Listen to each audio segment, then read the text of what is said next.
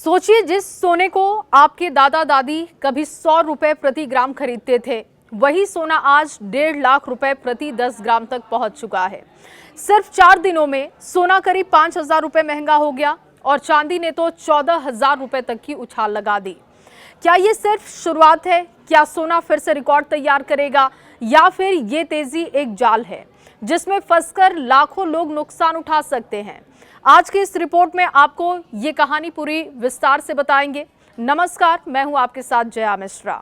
आखिर सोना अचानक क्यों भाग रहा है? सरकार की एक नीति ने कैसे बदल दिया है ये पूरा खेल?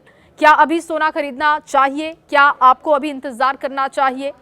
इन तमाम सवालों का जवाब एक एक करके आपके सामने रखेंगे। 4 दिनों से लगातार सोना और चांदी दोनों में तेजी देखने को मिली। India bullion and jewellers association के मुताबिक दिल्ली में 24 कैरेट सोना करीब 1,47,000 रुपए प्रति 10 ग्राम तक पहुंचा है। 22 कैरेट अगर सोने की बात करें तो ये भी करीब 1,35,000 रुपए के पार कारोबार कर रहा है। उधर 1 किलो चांदी की कीमत भी 2,33,000 रुपए के ऊपर पहुंच चुकी है। यानी कि सिर्फ 4 दिनों में सोना करीब 5,000 रुपए महंगा हुआ और चांदी लगभग 14,000 रुपए महंगी हो चुकी है। और यही वजह है कि बाजार में एक बार फिर से चर्चा शुरू हो गई है। अगर कोई निवेश है जिसे हर दौर में देखा गया तो वो सिर्फ सोना रहा। सोना ने अपने पूरे सफर में बहुत सारे बदलाव देखे। ये कहानी 1950 की है। 1950 के दशक में 1 ग्राम सोना लगभग 100 रुपए के आसपास मिलता था। और फिर आया 1970 का तेल संकट। महंगाई बढ़ी, सोने ने पहली बड़ी उछाल लगाई। बड़ी छलांग ये 1970 में ही दिखी और इस वक्त सोने की कीमत में बदलाव आ गया।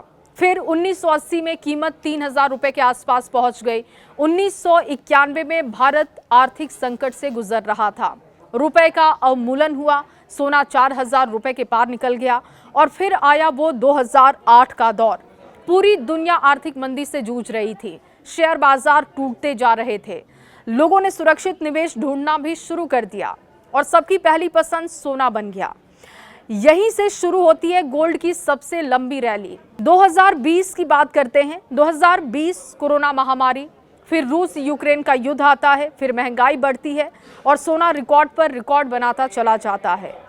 22 अप्रैल 2025 भारत के इतिहास में पहली बार 10 ग्राम सोना 1 लाख रुपए के पार पहुंचा।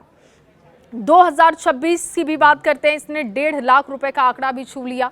आखिर इतना महंगा क्यों हुआ सोना? अब इस सवाल का जवाब भी आपको देते हैं। इतनी तेजी आखिर सोने में आई कहां से? इसकी बड़ी वजह क्या है? तो पहली वजह है कि दुनिया में बढ़ते युद्ध और तनाव की स्थिति।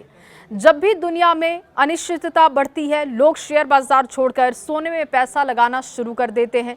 दूसरी वजह है चीन। चीन लगातार अपने विदेशी मुद्रा भंडार की जगह सोना खरीद रहा है। तीसरी जो वजह है वो भारत है। भारत ने भी अपना लगभग 100 टन सोना विदेशी वॉल्ट में वापस देश में मंगा लिया। चौथी वजह है कि सरकार ने मई 2026 में सोना और चांदी के आयात पर लगने वाली ड्यूटी 6% से बढ़ाकर 15% तक कर दी। मतलब विदेश से सोना खरीदना महंगा हो गया और जब आयात महंगा होता है तो फिर घरेलू बाजार में भी कीमतें ऊपर बढ़ती हैं। इतनी तेजी के बाद अब सवाल उठता है कि अगर सब कुछ इतना अच्छा है तो फिर कुछ दिन पहले सोना नीचे क्यों आया था? दरअसल जब भी कोई चीज लगातार तेजी की तरफ भागती है तो निवेशक मुनाफा निकालने की सोचते हैं। निवेशक मुनाफा निकालना शुरू कर देते हैं। प्रॉफिट बुकिंग की शुरुआत हो जाती है और यही वजह है कि रिकॉर्ड हाई बनाने के बाद सोना धीरे धीरे नीचे आया था। लेकिन आज भी पिछले साल के मुकाबले काफी ऊपर कारोबार सोना कर रहा है। अब आप सवाल ये पूछेंगे कि अभी खरीदें, बचे या फिर इंतजार करें? तो इसका जवाब है कि अगर आपने सिर्फ जल्दी मुनाफा कमाने के लिए सोना खरीदा है और अब पैसे की जरूरत आपको है तो फैसला अलग आपका हो सकता है। लेकिन अगर आपका लक्ष्य 10 साल, 20 साल या भविष्य की सुरक्षा को लेकर है तो जानकारों की जो राय है वो मैं आपके सामने रख रही हूँ। विशेषज्ञ मानते हैं कि हर निवेशक के पोर्टफोलियो में करीब 5% हिस्सा सोने का होना चाहिए, क्योंकि जब शेयर बाजार गिरता है तब अक्सर सोना संभाल लेता है। यानी सोना जल्दी अमीर बनने का कोई रास्ता नहीं है, बल्कि दौलत बचाने का एक बहुत बेहतर ऑप्शन है। तो कुल मिलाकर 4 दिनों की तेजी ने एक बार फिर से सोने को चर्चा में ला दिया है। लेकिन याद रखिए कि सोना कोई जादुई मशीन नहीं है जो कि हर दिन मुनाफा आपको दे दे। कम समय में इसमें उतार चढ़ाव आते रहेंगे, लेकिन लंबी अवधि में इसमें अगर आप निवेश करते हैं तो सोना खुद को साबित करता है। अब सवाल आपसे है कि अगर आपके पास 5 लाख रुपए हों तो आप सोना खरीदेंगे, शेयर मार्केट में लगाएंगे या फिर रियल एस्टेट में निवेश करेंगे? अपनी राय कमेंट बॉक्स में जरूर बताइएगा।